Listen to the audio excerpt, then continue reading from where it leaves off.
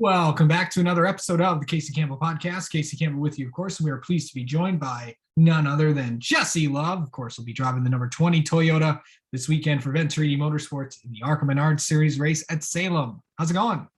It's going great. Just got back from a workout and drinking some coffee and getting ready to pack my bags actually to go drop them off in the hauler to head to Salem. So we might be leaving on Friday now because the hurricane kind of coming up through here. So just trying to get ahead of things so I'm not rushed come Friday morning. Yeah, I know the hurricane's kind of changing a lot of things down in the south.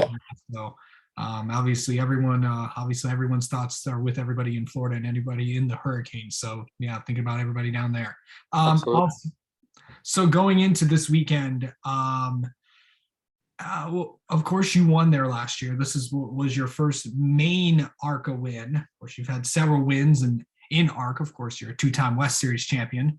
But going into this weekend at Salem, knowing that you have won there, what's it like to always go back to a track where you've won at?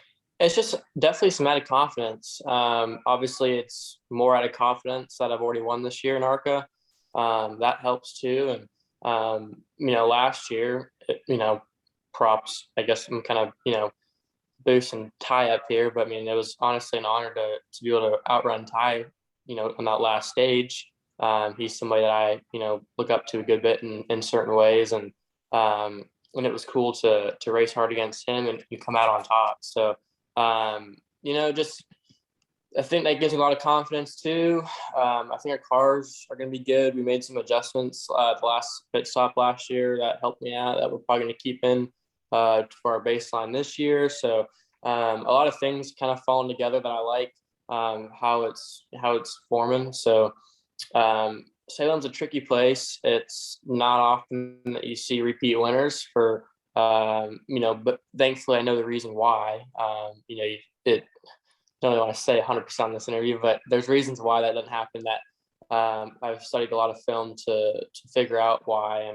And I'm happy that I know those reasons so I don't go, be a statistic, right? So I think the last one to do it was probably Christopher Bell, and I think he was driving a VMS car. So I'm looking forward to having a shot doing that for sure. We definitely, have a shot, and that's all I need. So looking forward to it. It's definitely never gonna be easy, never is. But a lot of confidence in myself and in my team, and looking forward to see how we shake out. Oh well, of course, this race is going to be raced in the afternoon, not in the evening like last year. How big of a change will that be? A little bit for sure. The pace will fall off a little bit more. It'll probably be even easier to burn your stuff up. Typically the track frees up at night. So it's going to be, problem with right front tires, maybe less right rear tires like it was last year. So it doesn't change a whole lot. Salem's a place that you really just have to manage. But yeah, rain or shine, I'm looking forward to it. And day or night doesn't really matter to me. So Salem's obviously, in my opinion, cooler under the lights. I wish I didn't change it, but they did. So it doesn't really change a whole lot other than probably aesthetics and maybe one or two numbers on your balance scale. So looking forward to it either way. And it's just a cool place to go make laps at. It's one of the places that watching a car go around there is kind of impressive. Just how different the corners are and obviously the high speeds in 3 and 4 than how technical it is on the other end. Of course, the reason why they changed it is because it'll be the same time as the Toledo race as well next week. And also for a reminder for those fans out there, remember, ARCA uses a different tire than the top 3 series in NASCAR. Of course, they use the general tires. And of course, NASCAR uses Goodyear. So going into that, what is it going to be like going the next 2 weeks for you? You got Salem and then you got Toledo, 2 really, really tough short tracks. Yeah, 2 tough short tracks for sure, but thankfully, thank the good Lord, it's 2 places that I'm really good at, I think. So I've won at Salem, I've run second at Toledo, so I feel really good about both of them. Obviously, I feel really confident about Salem. I know what to do. And same with Toledo. I think that Our package might be a little bit better at Salem.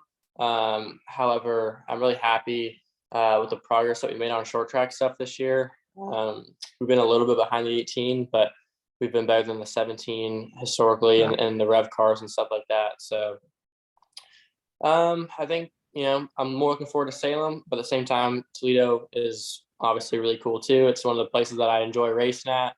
I've be my third time back there, and the last time I ran there, I ran second, so and led most of the race. So I'm looking forward to it. We'll see how we end up, and I'm really confident going into both of them. We got a good shot at winning the last two races of the year. And I just remembered you were just in Toledo for the Glass City 200. Can you really take any advantage from a track from a late model to an ARCA car? Absolutely. Obviously, I know how the track changes when it loses some sunlight. It's really important to kind of know your points around the racetrack. I figured some things out in the super late, how the track can kind of change and during the run, and what lines can kind of come in that you wouldn't think would come in. So laps at any place or you pick up on small things, maybe not consciously but subconsciously too. So it kind of just has a tendency to let everything fall together better. I'm less likely to go miss an apex here or there in practice. Now that I have laps around there and it's kind of already fluid, I'm able to rip off the truck, and being fast off the truck is a big deal. It really sets the precedence for the weekend, and I think it's a pretty big advantage. I think that Toledo is a place that it's so different on both ends that having laps is probably more important there than it is like a place like Elko. But even Elko, my second time going back, I learned a lot of things off the gate from last year that I took to this year. And even this past year in 2022, I learned a lot of Elko that next year I can, keep in my back pocket that not a lot of people know about. So laps are important no matter what you're racing. That's why guys like Kyle Larson, Christopher Bell, and myself, we'll run as much as we can, whether it be a micro or a midget, a sprint car, or next day we go run a pavement stock car or a late model. Yeah. By the way, how's all that extra stuff going so far? The dirt stuff's been great this year. I've been really fortunate and blessed by God and Toledo Race Development, and obviously CB Industries, to run for Chad Boat a good bit this year. I finished second 5 or 6 times this year. I think I ran second to Kyle Larson twice, Brent Cruz once or twice, Christopher Bell once. I ran second last week in the micro. We led laps and we're really fast at Davenport. We ended up getting wrecked on the restart, but we were in contention to win that race in the midget for the Extreme Outlaw series, and we've been really fast. And Chad's been making big gains on his side of things, and I think that I've been getting a lot better, behind the wheel, and it's always a pleasure to go run for him. So the dirt stuff's been great, and honestly, I've been really happy with it. So hopefully next year we can go do some more and really click off those seconds to firsts and start winning a lot of races. Do you remember the wins more, or do you remember the losses more? I would say we definitely remember the wins more. Part of being a race car driver, right? You're probably more times than not going to lose more than you win. But you still go into every weekend expecting to win, right? So I try not to,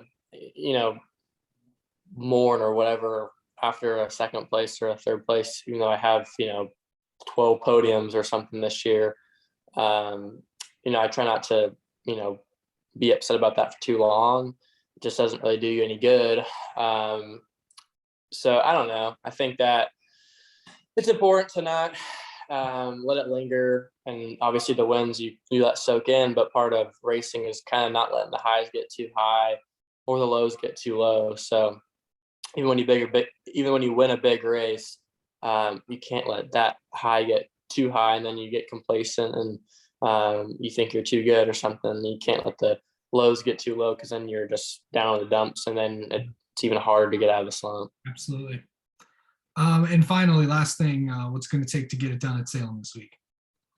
Definitely just a lot of managing your stuff and managing the racetrack, racing the track. And, it's pretty vague advice, but at the same time, that's kind of how this place is. So it is really attack at the same time. It's what's so cool about this place is you have to attack it so hard. But at the same time, you got to know that there's times where you can't do that. So obviously you got to have a great race car, and I feel really confident with my Crescent Tools Toyota Camry that Ben Rainey's going to bring me this weekend. And obviously just got to race your competitors hard and not give anything up on a restart. So they're very important.